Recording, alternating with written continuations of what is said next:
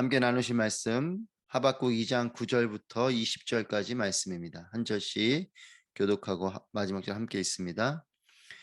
화 있을 것이다. 부당하게 취한 것으로 자기 집을 축제하는 사람들아.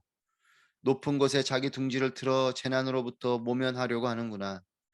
내가 여러 나라들을 멸망시키려고 계획한 것이 내 집안의 수치를 불렀고 내 영혼의 죄가 됐다. 성벽에 돌이 울부짖을 것이고 나무 기둥이 맞장구 칠 것이다. 화 있을 것이다. 피로 성을 짓고 죄악으로 도시를 세우는 사람아. 보아라, 수고한 것이 불에 타버리고 힘들게 한 일이 헛수고가 될 것인데 이것이 만군의 여호와께서 하신 일이 아니냐. 마치 물이 바다를 덮는 것 같이 여호와의 영광을 아는 지식이 세상에 가득 찰 것이다. 화 있을 것이다. 자기 이웃에게 술을 통째로 마시게 해 술에 취해서 그들의 벌거벗은 몸을 드러내 보이도록 하는 사람아. 내가 영광 대신에 수치로 가득 차게 될 것이다. 너 또한 마시고 몸을 드러내어라. 여호와께서 오른손에 들고 계신 잔을 내게 돌리실 것이며 수치스러움이 내 영광을 가릴 것이다.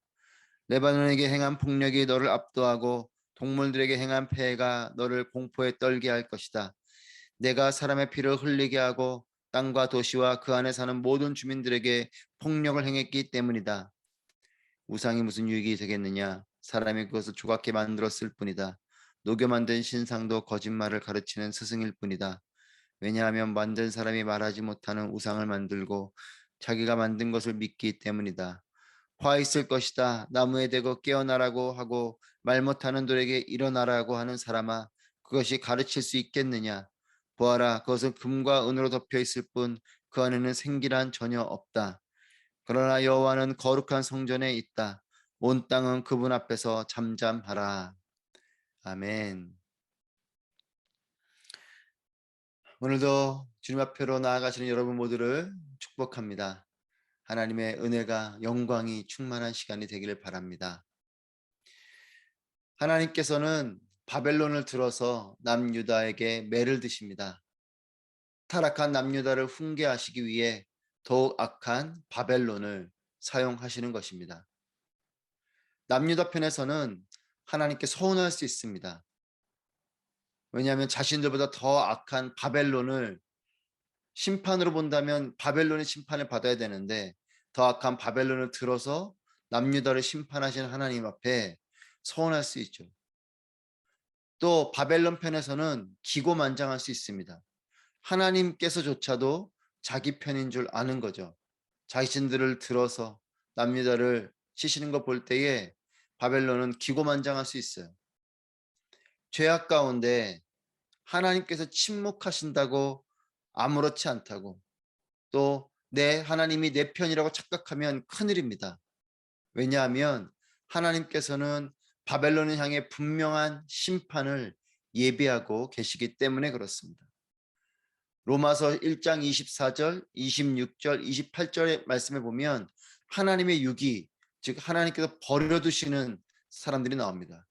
죄를 범하지만 하나님께서 간섭하지 않는 사람들, 그대로 내버려두는 사람들, 그렇게 죄를 짓도록 그냥 두는 그 사람들에 대한 말씀이 기록되어져 있습니다. 너무도 타락하여서 그냥 그대로 내버려 두시는 것이죠. 하지만 기억하십시오.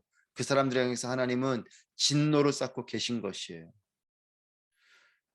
여러분, 하나님께서 매를 드시는 것이 축복입니다. 죄를 범해도 아무 일이 없는, 오히려 더욱 형통한 것은 큰 재앙인 것이에요.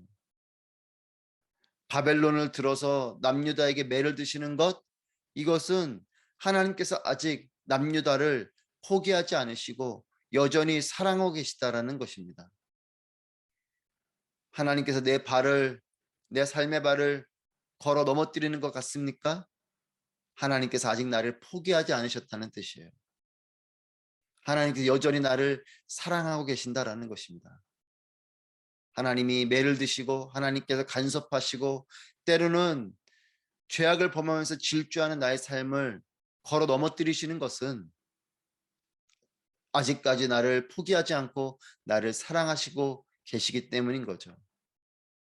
오늘 본문을 보면 바벨론을 향한 하나님의 진노가 예비된 것을 하박국에게 말씀하고 계십니다.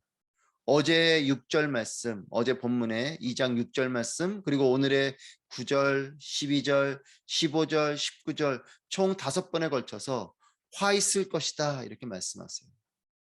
바벨론을 향한 하나님의 불같은 진노를 말씀하고 계십니다. 첫 번째는 어제 6절의 말씀이 있었고 또 오늘 말씀으로는 총 4번이 화 있을 것이다를 말씀하시는데 9절 말씀에 부당하게 취한 것에 대한 화를 말씀하고 계십니다. 9절 말씀 보시면 화 있을 것이다. 부당하게 취한 것으로 자기 집을 축제하는 사람아, 높은 곳에 자기 둥지를 틀어 재난으로부터 모면하려고 하는구나. 사람은 외모를 취하고 하나님은 중심을 보시는 것처럼 우리는 결과가 중요하고 하나님은 과정이 중요합니다. 무엇인가를 취할 때 그것을 내 손에 취하는 것에 관심을 두는 것이 아니라 그것을 어떻게 그것을 취했는가가 중요한 것이죠. 우리는 내 손에 취하는 것에 관심이 있다면 하나님은 그것을 어떻게 취했는가에 관심이 있어요. 바벨론은 부당한 방법으로 취하고 쌓아두었습니다. 그리고 정작 화를 면하려고 높은 곳에 둥지를 트는 교묘함을 범하고 있습니다. 저는 여러분의 삶이 풍성하게 되시기를 축복합니다. 하지만 하나님께서 기뻐하시는 정직한 방법으로 취하고 풍요롭게 되시기를 축복합니다. 교묘한 방법이 아니고 참된 지혜를 가지고 풍성하게 되시기를 바랍니다. 두 번째로 12절 말씀에 피 흘림과 억압에 대해서 하나님께서 화가 있을 것이다 말씀하십니다. 12절 말씀 보시면 피로 성을 짓고 죄악으로 도시를 세우는 사람아 이렇게 말씀하세요. 화 있을 것이다. 피 흘림과 억압으로 성과 도시를 세운 바벨론. 이렇게 세워진 성과 도시는 불에 타고 헛쓰고 한 것과 같이 될 것이라고 말씀하십니다. 여러분 기억하십시오. 하나님께서 흔드시면 한순간인 거예요. 그렇게 공을 들여 또 기고만장하게 쌓았던 바벨탑도 한순간에 무너지는 거죠. 소돔과 고모라에게 유황불이 임하는 것이 하나님의 일하심입니다. 땅을 흔들어서 옥문을 여시는 분이 하나님이신 것이에요. 하나님께서 흔드시면 바벨탑이 무너지고 유황불이 떨어지고 옥문이 열리는 것이죠. 성도, 도시도, 우리의 인생도 하나님께서 붙들어 주실 때 안전하고 평안한 것입니다. 저는 여러분의 삶이 하나님께서 붙들어 주시는 삶이 되시기를 축복합니다. 우리가 아무리 많은 것들을 공들여 쌓고 노력하고 수고하고 애써도 하나님께서 흔드시면 한순간인 것입니다. 하나님께서 붙들어 주시는 도시, 하나님께서 붙들어 주시는 성읍, 하나님께서 붙들어 주신 삶이 될 때에 안전한 것입니다. 저는 저와 여러분의 삶이 하나님께서 붙들어 주시는 삶이 되시기를 축복합니다. 14절 말씀 함께 보겠습니다. 마치 물이 바다를 덮는 것 같이 여호와의 영광을 아는 지식이 세상에 가득 찰 것이다. 아멘. 물이 바다를 덮는, 여러분 바다를 보십시오. 얼마나 수많은 물로 그 바다가 덮여져 있습니까? 그와 같이 여호와의 영광을 아는 지식이 세상에 가득 차게 될 것이다. 하나님께서 흔드시는 일, 하나님께서 도시를 무너뜨리고 하나님께서 수고한 것이 불에 타버리는 그런 힘들게 한 모든 것이 헛수고가 되는 이와 같은 일들을 통해서 세상이 여호와의 영광을 알게 될 거라는 거죠. 저는 물이 바다를 덮음 같이 여호와의 영광 아는 지식이 가득한 세상이 되고 또한 그런 지식으로 가득한 우리의 삶이 되기를 간절히 소망합니다.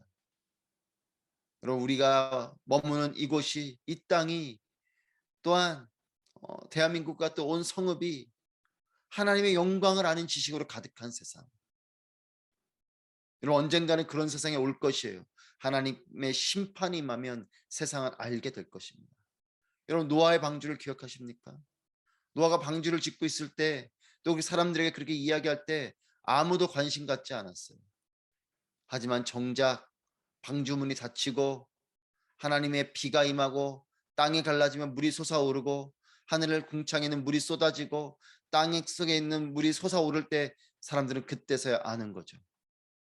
온 물이 온 세상을 덮는 그 홍수가 임했을 때 물론 사람들은 그 홍수 속에 죽어갔지만 그제서야 하나님을 알게 됐을 것이에요.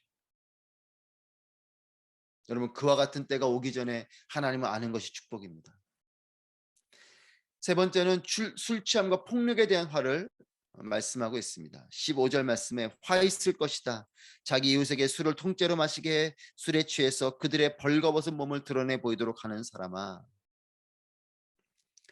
쾌락을 쫓게 하고 폭력을 행하는 사회, 술을 통째로 마시게 하고 그들의 벌거벗은 몸을 드러나게 하는 이런 수치스러운 사회, 술 취함이 있고 또한 폭력으로 가득한 이와 같은 사회를 하나님께서 말씀하고 있는 거죠.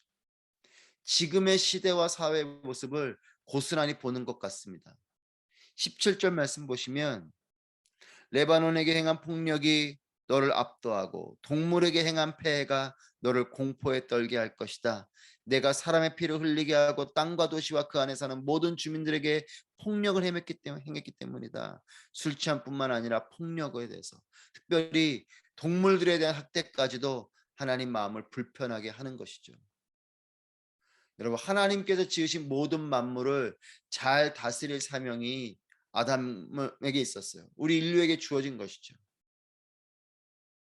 그 땅에 있는 모든 것들을 다스릴 수 있는 또 그것을 충만하게 붙들고 인도해 줘야 될 그런 사명이 아담에게 주어지고 우리 인류에게 주어진 것입니다. 하지만 여러분, 하나님을 잃어버린 백성, 하나님을 잃어버린 사회는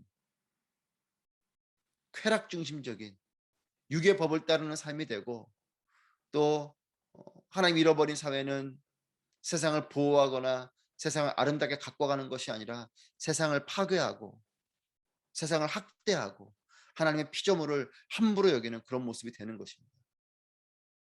여러분, 하나님 중심적인 백성, 하나님 중심적인 사회는 세상을 보호합니다. 사람들을 보호하고 하나님이 지으신 모든 만물들을 보호하는 거죠.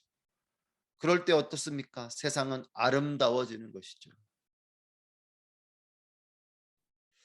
여러분, 우리의 마음 가운데 하나님이 들어오시며 하나님이 분명해지면 하나님을 아는 지식이 우리에게 충만해지면 세상은 아름다워지는 것이에요. 네 번째로 우상 숭배에 대한 화를 말씀하십니다. 19절 말씀입니다.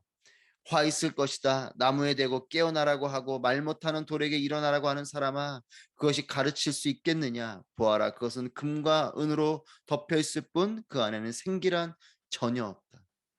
자신이 만든 신상에 절을 하는 어리석은 백성들, 여러분, 돼지 머리에 돈을 꼽고 절을 하는 한국인들에게는 이 모습이 너무나 익숙한 모습입니다. 첨단의 하이테크 분야, 의료 분야, 항공 분야, 여러분 얼마나 높은 지식과 또 기술을 가지고 있는 분야입니까? 그럼에도 여러분 이런 분야들에 돼지 머리에 고사를 얼마나 많이 들이고 있는지 여러분 기억하시기를 바랍니다. 첨단의 기계를 지어놓고 첨단의 것들을 만들어 놓고 첨단의 건물을 세워놓고 거기에 고사를 지내요. 돼지 머리에게 절을 합니다. 의료 분야도 의료기기 들어오면 거기에 돼지 머리 놓고 고사를 지내요. 항공 분야도 그렇고요. 여러분, 이것이 인간의 타락한 모습입니다. 금송아지를 만든 광야의 백성들을 보면 하나님을 경험한 사람들이어도 우상은 치밀하게 밀고 들어오는 것을 봐요. 여러분, 광야의 백성들은 하나님을 경험했습니다. 그럼에도 금송아지를 만듭니다. 여러분, 하나님보다도 내 삶을 더욱 견고하게 지켜줄 것 같은 것들이 있진 않습니까? 하나님을 통해서 그와 같은 것들을 얻으려고 하는 마음이 있진 않습니까? 이것이 우상인 거죠. 하나님께서 10계명의 1에서 4계명을 통해서 하나님에 대한 것을 강하게 말씀하실 때, 모세를 통해서 그 하나님의 계명, 특별히 거기는 1계명부터 4계명까지는 하나님에 대한 계명이에요. 그 계명을 돌판에 새겨 주실 때 이스라엘 백성들은 무엇을 하고 있었습니까? 금을 들고 있었죠. 여러분, 이것이 우리의 우상에 대한 집착이 얼마나 치명적인 것인지를 보여주는 단편의 모습입니다. 하나님께서 왜 1계명부터 4계명까지 4개의 계명에 걸쳐서 하나님을 경외하고 사랑하라고 말씀하셨겠습니까? 그만큼 그 부분이 우리에게 약하기 때문에 그래요. 도둑질하는 것, 간음하는 것, 이것은 하나의 계명, 한 번의 계명으로 말하지만 하나님에 대한 것은 4번에 걸쳐서. 여러분, 그만큼 우리가 하나님을 버리고 우상을 숭배하러 가는 마음이 강한 자들이기 때문에 그렇습니다. 경고가 큰 것은 그만큼 그 부분이 약하기 때문에 그래요. 여러분, 성경 말씀에 반복적으로 말씀하시는 것은 그만큼 우리가 그 부분이 약하기 때문이요. 하나님께서 여러분에게 반복적으로 말씀하시는 부분이 있으시다면 그 부분이 내가 약한 부분이기 때문에 그렇습니다. 왜 이렇게 하나님 자꾸만 말씀하시나? 왜 하나님 이렇게 잔소리하시나? 그렇게 여기지 마십시오. 그 부분이 약하기 때문에, 그 부분이 심각하기 때문에 여러 번 말씀하시는 것이에요. 바벨론을 향한 화를 말씀하시면서 우상 숭배에 대한 경고를 하시면서 이렇게 말씀하십니다. 20절 말씀입니다. 그러나 여호와는 거룩한 성전에 있다. 온 땅은 그분 앞에서 잠잠하라. 온 땅은 그분 앞에서 잠잠하라. 하나님을 진정한 하나님으로 경배하는 삶은 그분 앞에서 잠잠하게 됩니다. 하나님과 친밀한 것은 좋습니다. 친밀한 대화는 좋아요. 하지만 함부로 말하는 것은 다른 것이죠. 하나님과 친밀하되 하나님을 경외하는 것, 이것이 우리의 삶이 되기를 축복합니다. 하나님을 두려워하기 때문에 하나님을 멀리하는 것이 아니고 하나님을 친밀하게 여기지만 하나님을 경외함으로 대하는 것. 시편 46편 10절에 너희는 가만히 있어 내가 하나님 됨을 알지어다, 이렇게 말씀하세요. 여러분, 하나님이 하나님 되실 때 우리는 아무 말 할 수 없는, 침묵할 수밖에 없는, 온 땅은 그분 앞에서 잠잠하라, 이와 같은 모습이 되는 거죠. 바벨론의 위협, 바벨론의 영향력, 바벨론의 통치 아래 하나님은 남유다 백성들을 향해, 이스라엘 백성들을 향해 하나님은 거룩한 삶을 더욱 강하게 말씀하고 계십니다. 바벨론 향한 경고의 말씀이지만 이것은 또한 이스라엘 백성들을 향한 말씀이죠. 이 시대도 영적 바벨론의 공격이 강한 때입니다. 그럴수록 우리는 더욱 거룩하고 하나님을 온전히 바라봐야 합니다. 하나님께 드릴 영광을 다른 것에 빼앗기지 않는 삶이 되시기를 축복합니다. 하나님께서 우리의 하나님으로 온전히 영광 받으실 때 하나님께서 지켜주시는 축복이 우리 가운데 임하게 되는 것이에요. 하나님을 구하십시오. 하나님의 영광을 잃어버리지 마십시오. 하나님께 영광 올려드리는 삶이 되십시오. 하나님 앞에 잠잠하되 하나님 곁에 친밀하게 머물며 시대의 거센 파도 속에서도 길을 잃지 않는 저와 여러분의 삶이 되시기를 주님의 이름으로 축복합니다. 기도하겠습니다. 함께 기도하실 때 하나님, 영적 바벨론의 공격이 갈수록 강력해지는 이 시대 속에서 더욱더 거룩한 삶을 지켜갈 수 있도록 기도와 말씀을 통한 우리의 영성을 견고하게 하여 주시옵소서. 우리 안에 있는 모든 우상을 깨뜨리게 하시고 오직 하나님께만 영광 올려드리는 참된 하나님의 백성들이 될 수 있도록 인도하여 주시옵소서. 함께 하나님 앞에 말씀을 기억하면서 기도하며 나아가겠습니다. 기도하겠습니다.